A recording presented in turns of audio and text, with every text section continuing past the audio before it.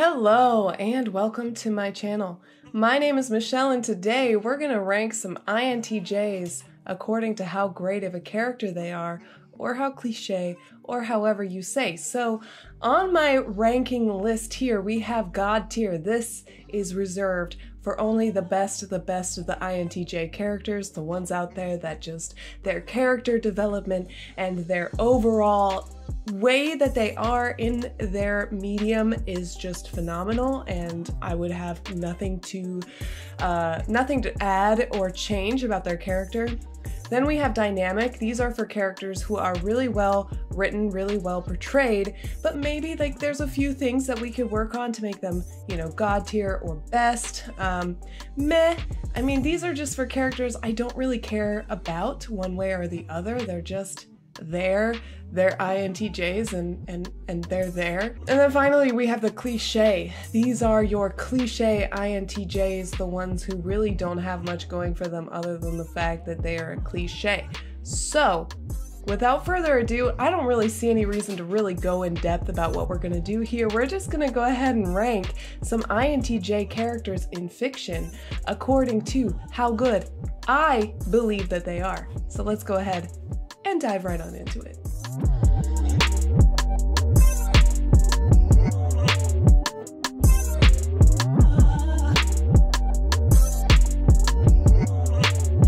Okay, so let's go ahead and do this. We are going to rank these INTJs down here at the bottom of your screen.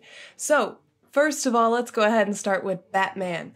Batman is a character that has just an interesting background, right? He's not one of the superheroes that has a power. He's a superhero that is a normal, everyday guy who just happens to have a lot of power, aka money. Mostly because of his birth, not really because he earned it either. So he was kind of handed this large amount of wealth. He had to go through a lot of trials and tribulations. However, he overcame that and he became a wonderful superhero, the face of the many, in a city torn with, terrible things happening. I think that he's the most dynamic in the movies, especially the Christopher Nolan movies. However, we have to base him as an overall character.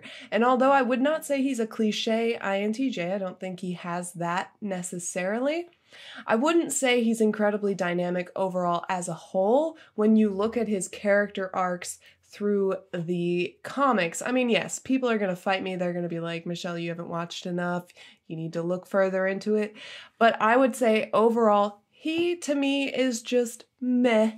He's okay. He's definitely not a cliche, but he's not anything, that really stands out to me as amazing. I just think he's meh. I mean, we'll see how he stacks up compared to the other meh INTJs, but I really have no reason to put him any other place than to meh. Next we have Plankton. Plankton is exactly what I mean by a cliche INTJ. He's that cliche evil mastermind who really is just trying to get accomplished his goal, and there's really not much to him beyond that.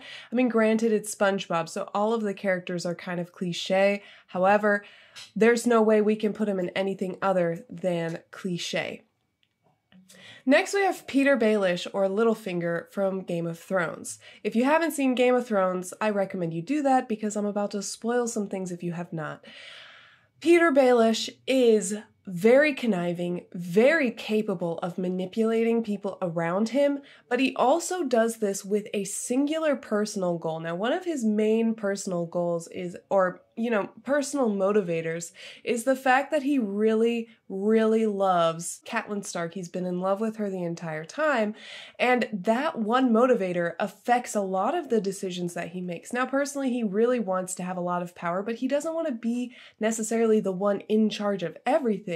He just wants to have power, and with that, a certain sort of security. Now, he changes quite a bit throughout the show, and we get to really see some dark sides of him and some good sides of him. Am I saying he's perfect? No. Is he largely debated as to be an INFJ or some other type? Sure. He is an INTJ, at least in my opinion and people that I have spoken with. And I would say he's dynamic. He's not God tier. but he's pretty darn good. He's a very good character, very well developed, and very interesting to watch on screen.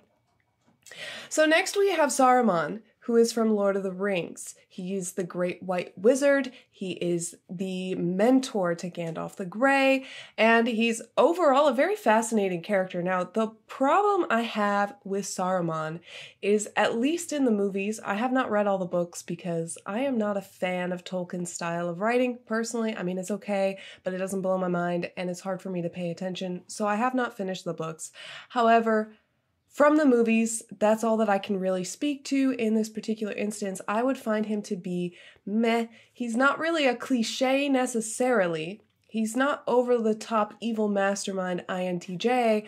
However, he's not exactly the most dynamic, fascinating character to watch. You don't really watch Lord of the Rings or read Lord of the Rings for Saruman and his character development, and for that reason, I have to put him in meh. In the ranking of meh, he is absolutely above Batman. Like, I would definitely rather watch a backstory to Saruman than Batman. Granted, Batman's been done like 5,000 times, but let's just go ahead and move on. Next, we have Clarice from The Silence of the Lambs. You could have said I could have picked Hannibal Lecter, but I did not want to use Hannibal Lecter for this particular video because female INTJs are sorely underrepresented. So we're going to represent the female INTJs, 2 of them. I couldn't find more than that I felt solidly sure were INTJs. So if you find some, let me know. Maybe we could grow this list and have like a super ranking. However, Clarice is a very clear INTJ, and I find her very interesting and overall a very compelling character in her show, or in the movie Silence of the Lambs. I also like her in the second one. She's just, I mean, even though the actress changes, she's still just a very interesting and dynamic character. I would say she has room for improvement in terms of moving up to the god tier, but she's very fascinating.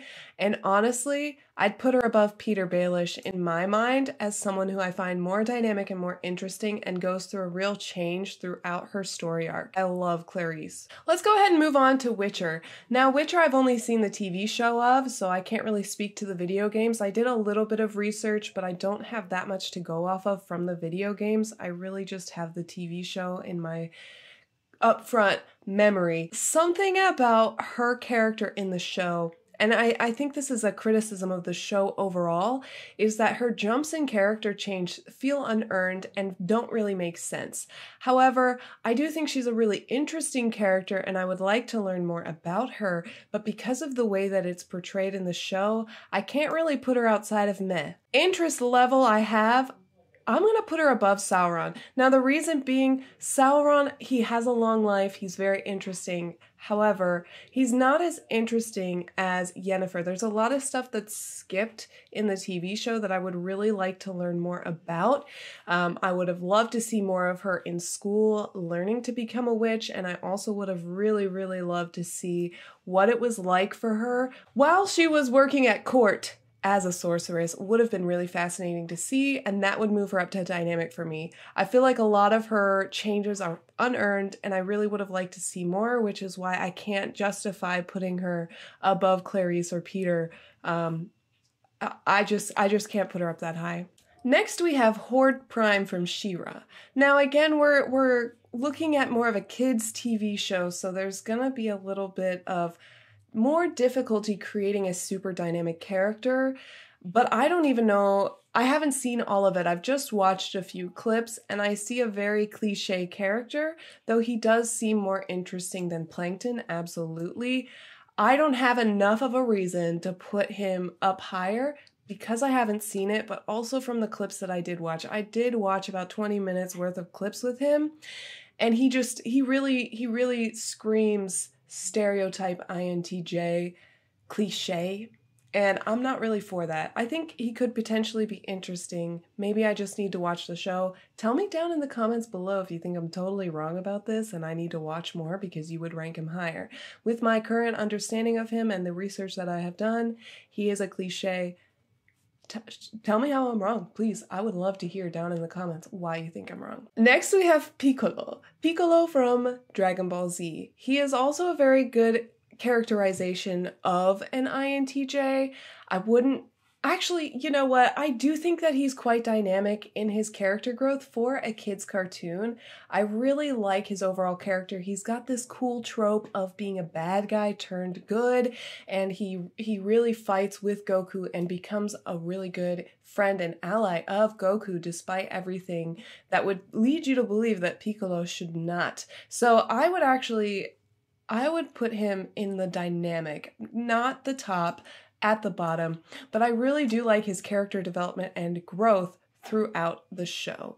He may move down to meh, but we'll see. I definitely think that he's more dynamic than a lot of other INTJs we have on this list, and I really enjoy his character. Next, we have House from House House from House, Greg, I think his name is Gregory House. Let me just put this caveat here that I have not watched House since I was in high school. So it's been over 10 years since I watched House. I did watch a lot of clips to catch myself back up to speed, specifically clips where he is putting people in their place, which was pretty funny to watch. And I do think he goes through some growth. I would say he goes through more growth than Yennefer, at least in a way that seems earned and interesting. However, I don't know if I'd put him up in the class of these other characters. So I'm going to put him top of meh. I'm going to put House as top of meh. I mean, he's interesting. He's a cool character, but I don't know if he's really the tier of the rest of these guys. Can I really put him above middle tier? I don't think so. Next, we have Walter White, or Heisenberg, from Breaking Bad. Now, if you've watched Breaking Bad, you know that this is a character who goes through significant and powerful character changes. He has to make decisions that go against his standard core of being, and he constantly is changing, reevaluating himself, changing, reevaluating himself, going down a really dark path, going back into a good path, and he changes a lot. It's very dynamic, and I'm gonna even say it straight out. I don't think there's anything I could say or change about his character that would make it better. I don't have any way to improve his character, and for that very reason, he is in God tier INTJ. His character is just so fascinating and so very INTJ, and he goes through so much in order to accomplish what he needs to, and he really comes into his own. He goes really down a dark path, but he fluctuates and he's not stuck in one particular path or another. He is just so fascinating to watch his Breaking Bad, The name of the show. Anyway. Next, we have Light Yagami or Yagami Light, depending on what order you want to say. Let's just say we're talking about Light from Death Note. Now, Death Note is one of my absolute favorite TV or animes of all time. And I think that he's a very good, fascinating character. He's God tier in terms of his abilities, for sure. I mean, he literally gets a god complex. That's kind of like one of the parts of his arc as a character, and how that kind of drives him into a state of madness because he does think of himself as a god. Though I wouldn't put him in god tier. I do think he can have moments where he feels a little cliche as a character. There were times when I considered him as an ISTJ, but I've done some more research and really looked into it, and I do believe that INTJ is correct for his type. But I don't think he is God tier. I think that he's definitely dynamic, and I would say he's the top of the dynamic tier for me personally. I really enjoy watching his character. I love seeing him struggle and go through the character growth that he does in the show. But I wouldn't consider him God tier, although he does have a god complex, like I said. Next, we have Magneto. Now, Magneto is a character from X-Men who he lived through the Holocaust. He was a Jew in a concentration camp. He can move metal with his mind. He is such a fascinating character. And when we get to see his past, for example, in X-Men First Class, where we get to see him in the 50s, 60s, and get to really see what he was like as a 20-year-old to 30-year-old man, his character just has that much more depth and reality to it. But I do think there are some elements of him that are still rather cliche. I wouldn't put him in the meh category, but I wouldn't put him at the top of dynamic either. I think I'm going to put him above Piccolo, but below Petyr Baelish, because for me, He's interesting. He goes through so much change. But I don't know if I quite consider him God tier, because we're trying to put him against Heisenberg, Walter White. There's no way. Next, we have Moriarty from Sherlock Holmes. There are several different ways that he's portrayed. We have Sir Conan Doyle's version of him. We have the version of him in the Sherlock Holmes movies. There's several different kinds of Sherlock Holmes movies. Specifically, the Robert Downey Jr. version is one of the most popular. That's the picture I chose because I think he's the best representation of Moriarty. And then we have the Sherlock version of Moriarty, which he has different characterizations. I think he's very different in the Sherlock version than he is in the other tellings of Sherlock Holmes. And for that, it kind of messes with his character arc. That being said, he's still a cliche INTJ. Fight me. He's at the top of cliche because he's still interesting, but he's still a cliche. Like, come on. He fits every single INTJ stereotype.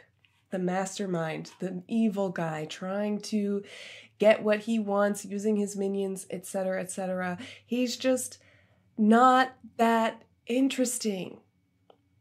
I'm sorry. He's a cliche. Fight me. Next, we have... I can't even say it without a smile going across my face. We have Mr. Darcy from Pride and Prejudice. If you have read Pride and Prejudice, you'll know that Darcy is one of the most interesting love interests out there. He doesn't fit into social norms. He seems like this rich hoity-toity guy, but when you really get down to it, he's not. He rejects a lot of the social norms, and because of that, he's willing to be with somebody like Elizabeth Bennet, who's so far below his stature. He fights against being with her because he has his own prejudices about her, especially given her class and her family. Like, come on, her family is a little bit... her family's crazy. But he puts up with that, and their struggle as a couple is very fascinating, but his character overall, the changes that he goes through in this story with Elizabeth is just, it's God tier. I mean, I may be a little bit biased because that was like the love interest I had always idealized for years of my life. For years of my life, I wanted to find my own Mr. Darcy, and he's absolutely God tier because of that. You might say Light is a better character than him. You might say Clarice is a better character than him. I don't care. This is my personal bias. He's going in God tier. He's not better than Heisenberg. Heisenberg is definitely a better character overall. I understand my biases well enough to know that Darcy probably should be in dynamic, not God tier, but I can't. I can't do that to my Mr. Darcy. Next, we have Nick Fury. I read a lot on the internet and somebody recommended using Nick Fury as an INTJ example. I read through a lot of stuff because I didn't really know that much about him. I'm not a huge person in Avengers, but I have seen the Iron Man movies and I have seen quite a few of the Avengers. I haven't seen them all. Sorry, they're just not my favorite. But I did a lot of research on Nick Fury. Nick Fury is an interesting character. His past is very interesting. He's borderlining on cliche, except for one particular fact. He's not an INTJ. Based off what I saw, the clips that I watched, my memory of him in the show, I actually believe that Nick Fury is an ENTJ with lead extroverted thinking. Fight me on it, as you will, but he's just not an INTJ. He's an ENTJ. Everything I saw leads me to believe he's an ENTJ.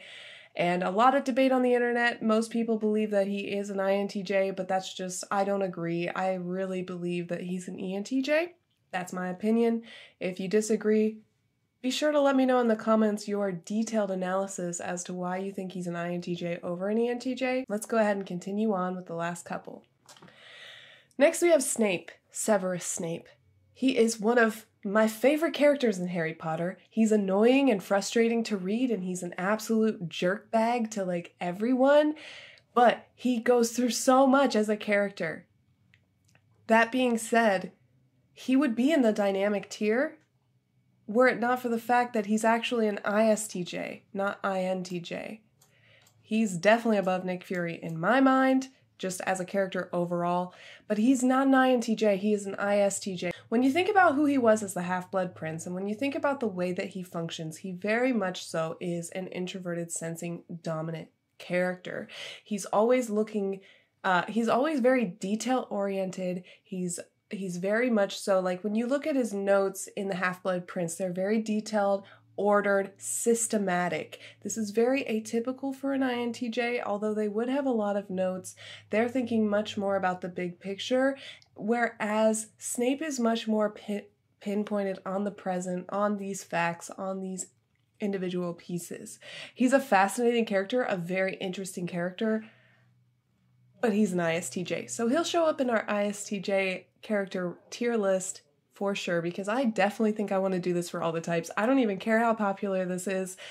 This is fun for me to express my character love and how well I think these characters are developed compared to the other characters in this listing. So let's end this on the highest note. I purposely put him at the end, I'm not gonna lie, because I really wanted the most amount of time to talk about Thomas Shelby from Peaky Blinders. First and foremost, Peaky Blinders is probably one of the best shows I have ever seen in many years. The characters, all of them, are just so fascinating, so deep, so realistic, so honest to the human nature of what people would be like in this true situation, in this situation where they are gangbangers. I mean, for lack of a better word, they are 19th century or early 20th century. Wait, what century? They're the early 1900s version of mobsters, and they are just so fascinating to watch. Thomas Shelby is the leader of the family because although he is not the oldest son and although he is not the most powerful person, he has the greatest mind for strategy. He's hugely strategical in the way that he manages everything with his family. However, he can have some times where he really just makes selfish moves that you really don't understand. The way that he interacts with his love interest is heartbreaking and wonderful. His way of dealing with PTSD from when he was in the war is so realistic, and it comes in flows. I could go on and on and on about all the reasons why I love Thomas Shelby, but I think there's no other place for him than the top of the God tier. He is one of the best characters I've ever seen in a television show, and on top of that, he's one of the best INTJ personifications I've ever seen. It is a realistic look into what an INTJ character would be like. He's fascinating. He's wonderful. He makes you want to watch more of the show. He is the reason I watch this show. I don't care about any of the other characters as much as I care about Thomas Shelby. He's fascinating. He's interesting. He grows. He changes. He has very significant lows and very great highs. And you just need to watch Peaky Blinders, because I don't want to spoil it for you, but you're going to love that show no matter who you are if you are into true character development. All right, guys, that is my tier list ranking for INTJ characters in fiction. Let me know what you think. Do you disagree with any of these people being an INTJ? Do you disagree with their list? And do you think that there are characters that should be higher? And do you feel like there were characters that I missed that should be added? If you're interested, I've left the link for this tier in the comments and in the description box below, so you can go ahead and rank your tier list as you would see fit. Send it to me. Let me know what you actually rank them as. I would be very interested to see what you have to say, but I digress. I really hope that you liked this video, and I can't wait to see you guys in the next video. If you did like this, go ahead and like and subscribe so that we can have more of these. I'm going to do each of the 16 types for a fact. I love this kind of video, and I really enjoy that people like tier lists because they're my favorite to watch. They're my favorite to do. With that being said, thank you so much for watching, and I hope you have a beautiful, amazing, fantastic day. Bye-bye!